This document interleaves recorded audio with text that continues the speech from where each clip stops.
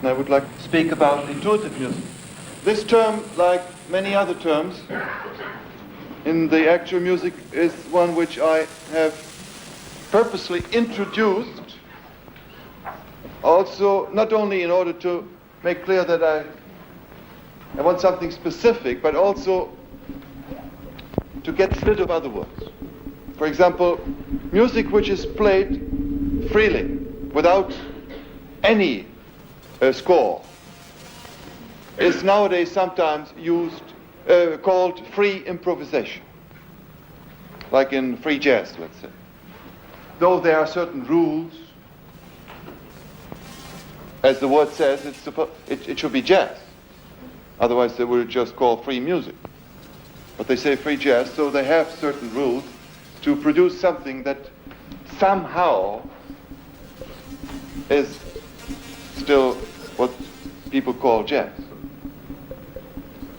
Then there is improvisation in folklore music, in India, for example, though there's very little, really very little actual freedom. The system is extremely narrow, and an Indian musician who learns from his master learns all the rules, how to make the small variations with the ragas and talas, and there's very little personal invention. There's practically no personal invention. Very, very slow in history, this way of improvising changes. I try to get rid of the word improvisation because it always means there are certain rules of style, of rhythm, of harmony, of melody, of the formal sectioning of a musical process, etc. Since 1964, when I started to tour intensely with a group of players, I had toured already before, since '58, with other players, but we played music that I had determinate with traditional notation. In '64, I became more and more daring in what I was giving my co-players and myself as graphic material. There was the score of procession, which consists only of plus and minus signs and equal signs. And it says, use events from my previous works, compositions. The pianist drawing on the 11 piano pieces. The tam-tam player drawing on microphony 1, events of microphony 1. The viola player drawing on Song of the Youth and Momente. And the electronium player drawing on solo, also on Song of the Youth, and I think also of Momente. Which means they use events from my previous works as material, as raw material, and then transform it according to transformation signs. And in the score of procession, all I have proposed are transformation signs, what to do with events that they use from my older music. A plus sign means play an event that is higher or longer or louder than the event which you have just played before or which another player has played before. A minus sign means play an event which is lower or softer or shorter, or which has fewer limbs. I forgot to say, which has more limbs. Limbs, I mean rhythmic text, sections. Let's say you have a certain duration in time. If it has just one limb, then I don't segment it. Segments, that's the word. When I do ta-ta, finish, then I have two segments, or limbs we say in German, Glieder, like a body which has limbs. Or 3, or 4, or 5, etc. So when the number of limbs increases, that's for the plus sign. The minus sign is decreasing. These four categories are always considered from one musical event to the next. Higher, or longer, or louder, or more segments. minus sign, lower or softer, or fewer segments, or shorter. Equal sign, play the same as what you have heard before or played before yourself. That's all. And then with a series of signs, 4 players play a performance of any length, which is longer, as I said in the score, than 23 minutes. That is a duration which is the result of many performances in which we found out that that is the minimum of time that this piece needs in order to develop. And one can end at any moment when one feels one should end. And it says, when you start a new performance and it sounds like the previous one, stop and start again. And when an end has come and it sounds like a previous ending, continue and try to find an ending that has not occurred before. You see, there is the process described more and more, the transformation from event to event, but what is transforming is less and less described. The genetic rules are given, and the genetic principles for the development of a music. This increases in short waves, in quarter seven, and then in 68, all of a sudden, I reach a moment in my composition where I practically give nothing, almost nothing, to the performer, and I considered myself being one of the performers of our group. Then I wrote 15 texts, and there occurred texts like the following one. That is the book, with 50 compositions. We have performed 12 of them, 1969, during 8 days, 2 hours per day, and recorded these 12. We have never rehearsed any of them before we played them. And we have not discussed, that's not true. We have not discussed all of them before we played them. We have discussed a few of them because 2 texts we had played before in public. The one which I'm going to play now, we had played once before in Brussels. The first text, words, of this collection from the 7 days sounds as follows. Circa 4 players. Circa already, 4, maybe 3, maybe 5, but not 7. Right durations, play a sound. Play it for so long until you feel that you should stop. Again, play a sound. Play it for so long until you feel that you should stop. And so on. Stop when you feel that you should stop. But whether you play or stop, keep listening to the others.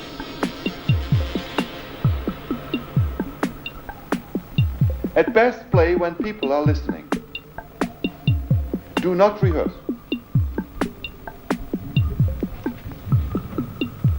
That's what we used, and then came out a performance of, I don't remember exactly, I would say half an hour. And you will hear it beginning of next year on a record, this recording. The next text says, it has a little drawing, a curve that goes out of the paper and comes back. And it says, unlimited. This text has been used for a performance with 9 players. It says 4 ensembles, and we played for a whole night in St. Paul-de-Vence in south of France. We started in a court with the public, a music festival. We started playing before the people came, and then after about 2.5 hours, the musicians left one by one into the forest, and playing, sometimes came back, came to the court and disappeared again. And it all ended about at 3 o'clock in the morning. The text is unlimited. Play a sound with the certainty that you have an infinite amount of time and space. I have written later then comments on these texts. I said, imagine someone would have the certainty that he has an infinite amount of time and space. I haven't met any person until now who has really and totally achieved that state. But I mean, one can approach it, and then it leads to the most incredible sounds and musical actions if you really think you have an infinite amount of time and space. You don't need to think when it is finished, if the people will hear, listen or not listen. You don't care about if you die in the meantime. You don't care if the sound may be considered being too long that you play. If the space that you need is just refrained by a hole or by the body of your instrument or by your own body, you have an infinite amount of space. That's it. This leads to, when one really meditates on this text, it leads to most incredible actions and sound. That's it. Another one is connection. For ensemble. Play a vibration in the rhythm of your body. Of your body. Play it. Play a vibration in the rhythm of your heart. Play a vibration in the rhythm of your breathing. Play a vibration in the rhythm of your thinking. Play a vibration in the rhythm of your intuition. Play a vibration in the rhythm of your enlightenment. Play a vibration in the rhythm of the universe. Mix these vibrations freely. Leave enough silence between them. Now you can imagine what kind of reaction I got from these texts. Not only from my co-players who thought I had slipped out. I had for some time, I must say, but in a very unusual way, not with any drug. And not to speak of the people who are not performers themselves, who have no idea what such stimulus can generate in a musical mind and in a musician. I give just a few comments. Play a vibration in the rhythm of your thinking. When I gave a seminar the same year in Darmstadt, the International Courses for Contemporary Music, none of the 14 young composers knew what I could mean by that. And they said, just take a pencil and do this on the table, knock on the table. Whenever your thinking changes the direction. We could do this together now. It would be quite interesting if you have at a chair or something where you can make a noise on. Are these chairs with plastic material? Yes. Well, the back of the chair is plastic material. Those who want to participate, just take a pencil or a ring, or whatever you have, and just the best is you close the eyes. If not, then you look. And whenever you realize that your thinking is changing, then you knock on the table.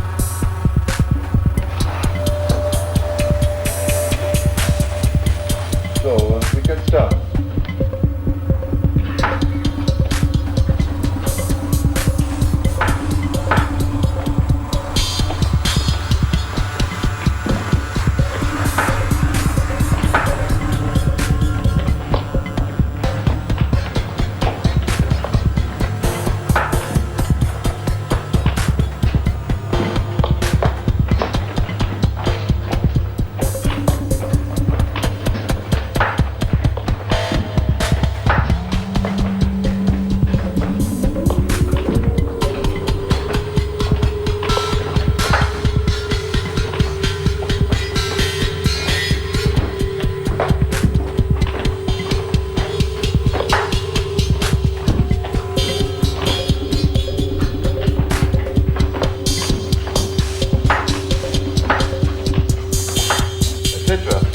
try to slow it down, for example, just for a moment, which means try to keep the same or block out things, which means stop it.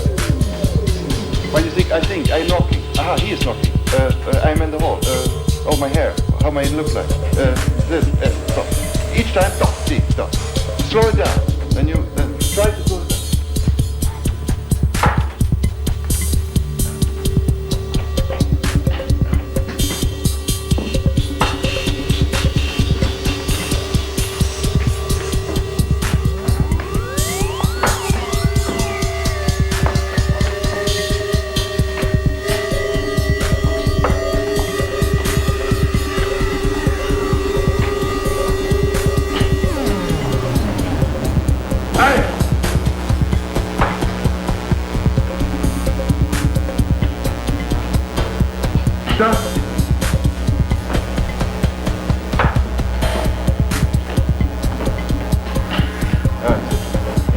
So what I mean is when this is done with musicians, then you will see that every action has a reaction. A particular sound action has a reaction. And you get groups of attacks, of changes which are very dense as soon as someone does something quite attractive, where he attracts. He breaks into someone who is trying to keep the same thought going. The rhythm of the thing. Another example, it says play rubbish and the rhythm of the universe. We have a pianist, Mr. Stockhausen in our group, who is an extreme intellectual. And everything must be intellectually, mentally clear. Otherwise, he says, at least, he can't do anything. So he said, but you will hear later on what the text that I'm going to say. That was a great problem. So I said, what do you mean by rhythm of the universe? What is all that mystic stuff? And I said, well, have you never had dreams where you fly from star to star? I said, no, I don't have dreams. So what I'm talking about. When I say, well, have you any inner view or inner vision of how the planets are rotating around the sun? What do they mean? I say, at least you have an intellectual knowledge how long it takes for the moon around the earth around the sun, how many days it takes, Earth days, and how many Earth days the Mercury takes. And you say, well, I'm not so well informed about the planet. Well, I could have, but that's all so slow. I say, no, when it is in your mind, it has your own time, actually. Imagine it. Just the rhythm of the universe. I don't ask you to go beyond the solar system, just try. And he would say, let's stop and take someone else. I said, well, I was perhaps the constellation. Think Cassiopeia or the other constellation of the stars. He said, oh, you mean Weber? I said, yeah. He said, well, okay, let's start. Well, the fact that some of you laugh shows that you mean what Weber is. Weber is the man who is an extreme constructivist in music, who works with intervals. For example, Stravinsky also has one drawn in order to make clear to other people what he is in music. For example, Weber you can describe like this, interval, or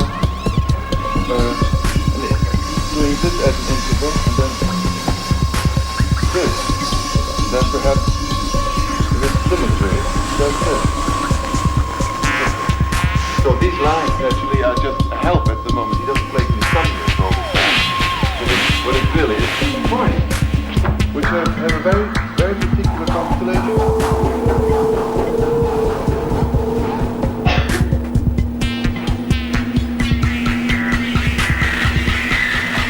That's it. So there is a musician who has worked with very clear instruments And the rhythm is very, very clearly here a graphic rhythm. And I just play it like ka, do. So this automatically, for every musician who has read notes since centuries, this becomes a rhythm. And the absolute time is not so important as the proportion. And since that moment, in this particular piece, this pianist played what I call the bones, which means the most constructive elements, and very few, and all the others were attaching like flies themselves on these wonderful constructions that he played. And immediately he could do something with the rhythm of the universe. I had made a few suggestions and it made click in his mind. Whereas I must say, when the sentence came, play a vibration in the rhythm of your enlightenment, then he simply had a long time.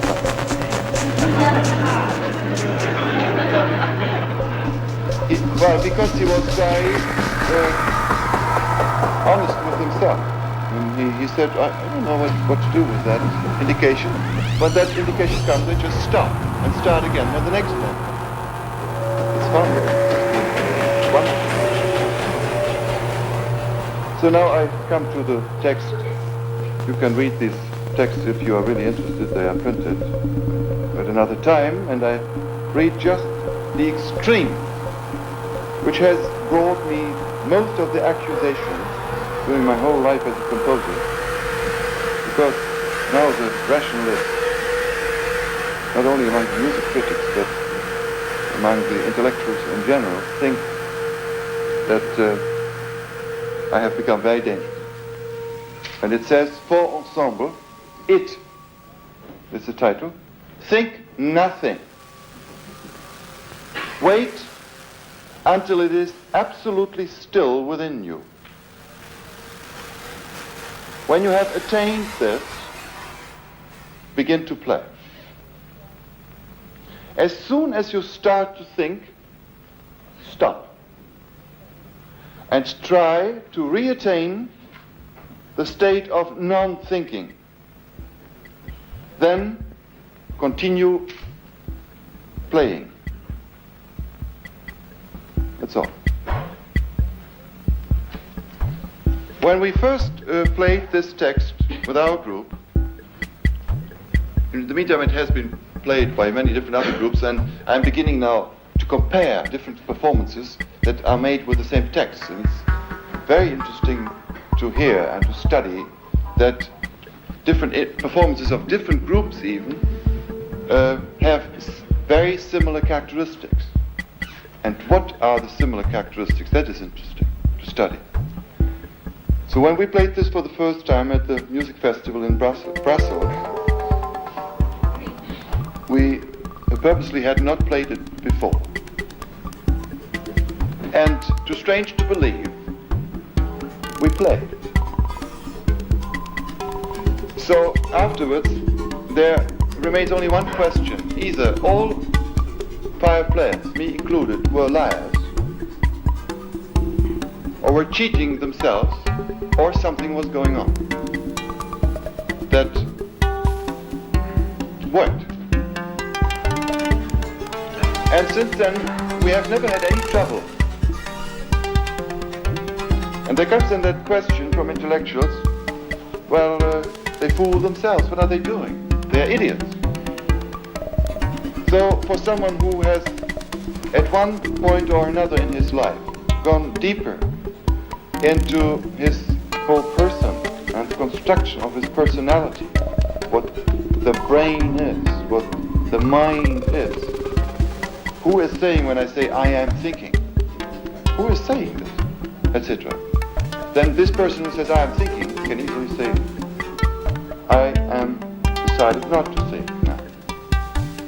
So one is not identifying with the brain, but the brain activity, the thinking activity, is something that is subordinated under a higher, how do you call this? A higher, pardon? A higher cell, which uses the brain as a computer, that's all. So acting or listening or doing something without thinking is the state of pure intuitive activity, intuitive action, and not necessarily using the brain as a control. You can rehearse quite a lot in thinking, training your fingers, controlling what you're doing. Now he is playing, now I should do this, which means thinking. Think about what I'm doing. But you can also act now. And stop the thinking, and as soon as you start thinking, I just did that, and then stop. As soon as reflection or thinking starts, what we call thinking. Also noticing as being part of, which means the thinking that I think. Stop. That's all that is asked for. And it needs some time, it needs a special training of the musicians. Most of the people, again, now I come to the pianist, he said, it's impossible, I think all the time. He said, what you asked for is absolutely impossible. Well, I said, can't you stop? He said, no, I can't stop thinking. That's ridiculous when I'm not here. Then I think of my next concert, or I'm rehearsing the 10th piano piece in my memory. I'm always thinking. I said, stop it. He said, how? And this was quite unusual because, these are the simplest things in life when someone says, I can't sleep. Then I say, well, stop thinking. Then you will fall asleep right away. Or decide to sleep. Stop. You can sleep at any moment. And most of the people can't do that. They haven't even thought about not thinking.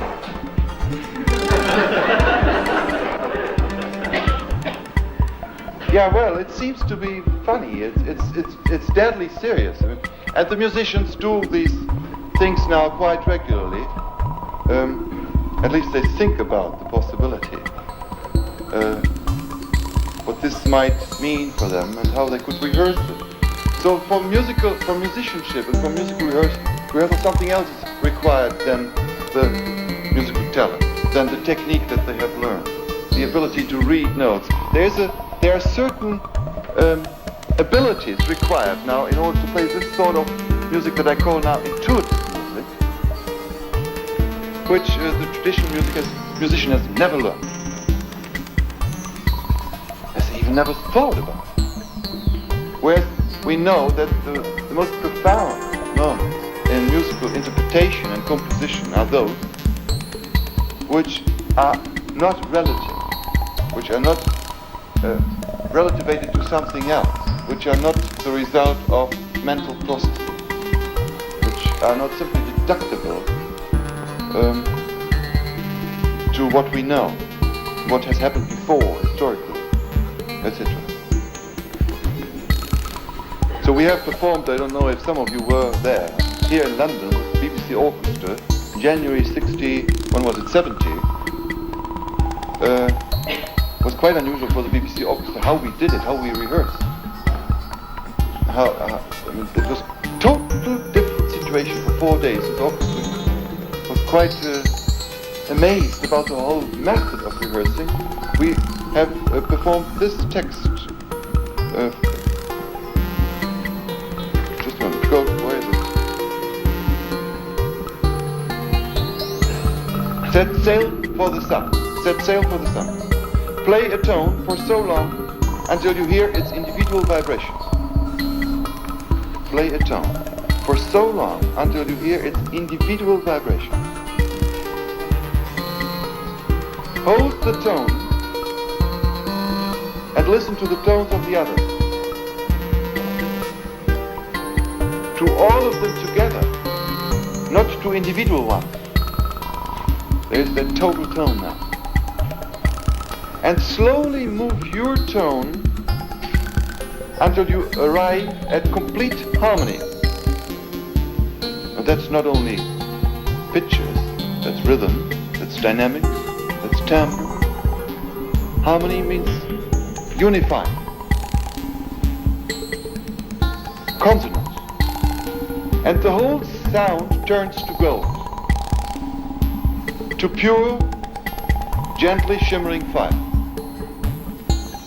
Well, there an intuitive imagination is required. And like all the texts, it transcends the mental until the whole sound turns to gold, to pure, gently shimmering fire.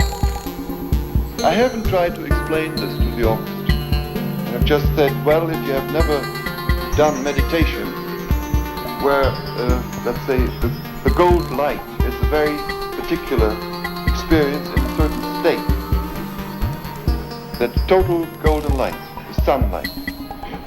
Well, but not the violet sunlight or the reddish sunlight. I mean now the gold, the golden color. If you don't know about it, just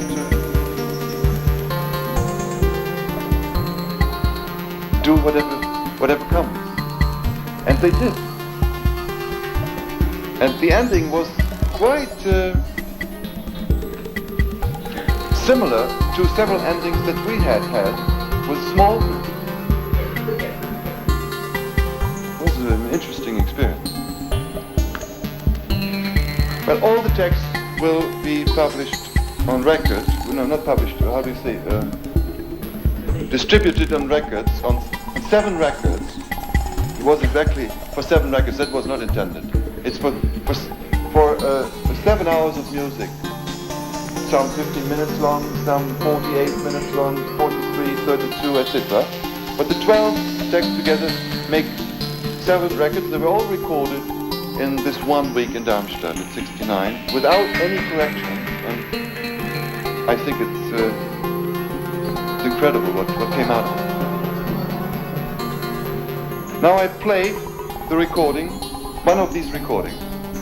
It, which was played with our group. When I say our group, then it is again Kontarski, it was Fritsch, it was Geelhaar and Alex at the tam-tam, and Boyer electronium, and myself playing several instruments, small instruments, and filters and potentiometers. Perhaps I read, before you hear it, once more the text. It says, think nothing. Wait until it is absolutely still within you. When you have attained this, begin to play.